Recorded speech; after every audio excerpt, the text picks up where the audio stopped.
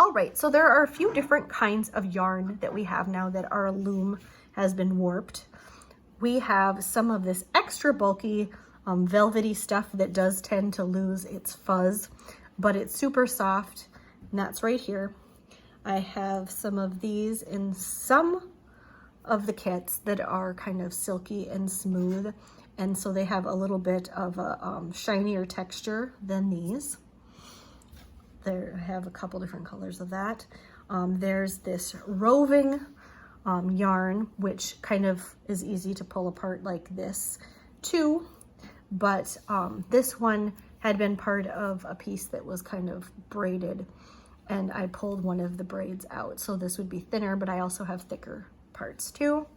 We have these also that are kind of the same texture as this pink one, but they're thinner, so this would still be considered bulky yarn.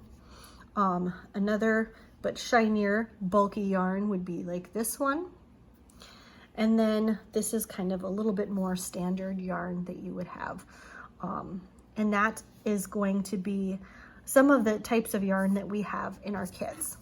So when you are weaving, we are going to start here with this stuff.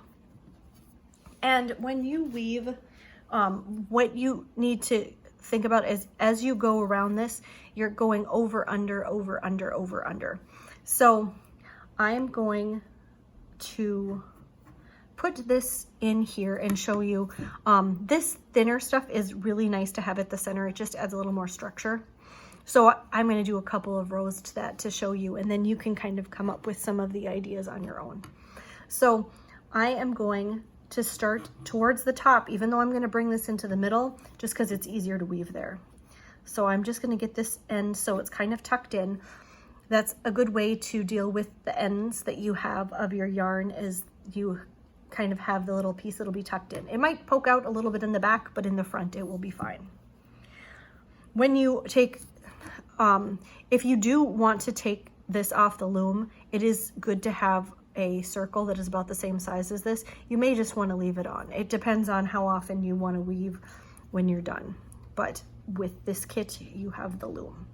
So now this is tucked under here. This goes over, under, and I mean the yarn is going underneath the warp string.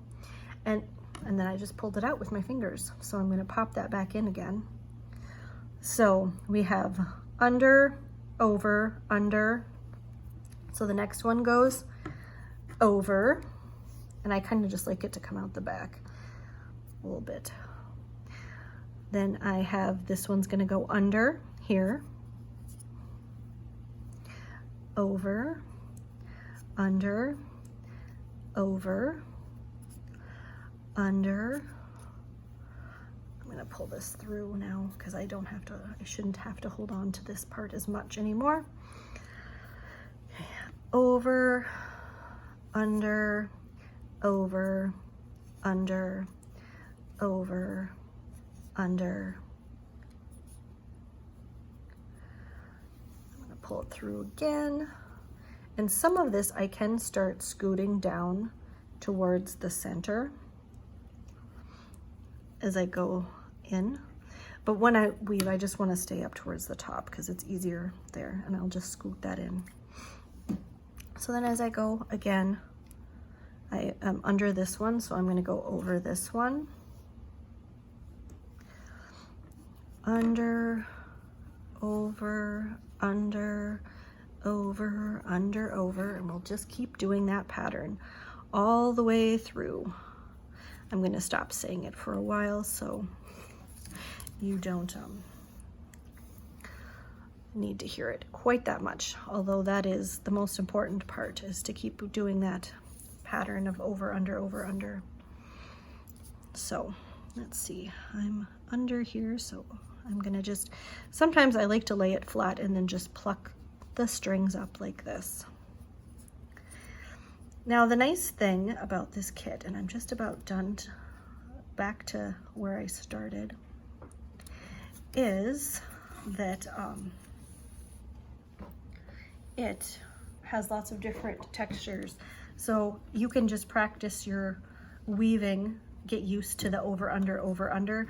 Or if you are more advanced, you can kind of add some different curves and things into your weaving.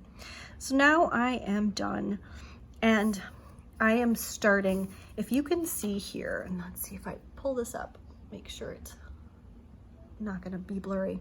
So this row, I came back to the beginning. This second row that's coming is going under where this one went over.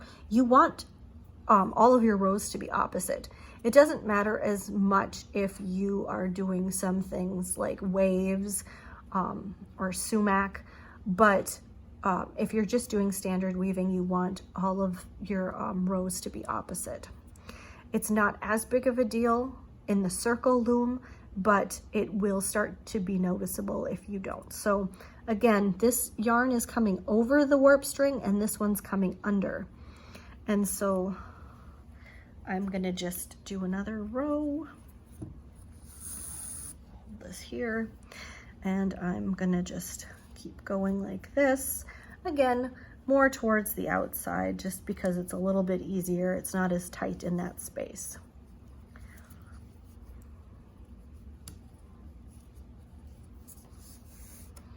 All right.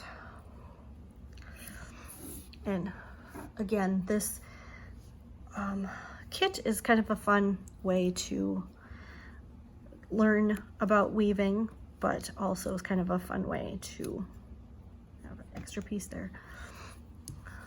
Do some more advanced methods if that is something that works for you.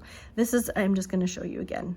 I'm maybe saying it quite a bit, but so you can see that the yarn went under the warp string here and went over here. So that's, you can kind of just check that periodically to make sure that you're doing it the right way.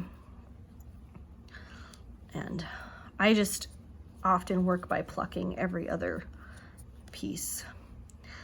Sometimes I mess up and I have to go back and do it again, and that is just kind of what happens sometimes, especially if you're talking or watching something at the same time. So now I am back all the way around. So to create the structure, I would just go around 2 or 3 times in the middle, and then that kind of separates these out so it's a little bit easier. Then you can come in with a different type of yarn and just keep weaving it in there. All right, well, good luck.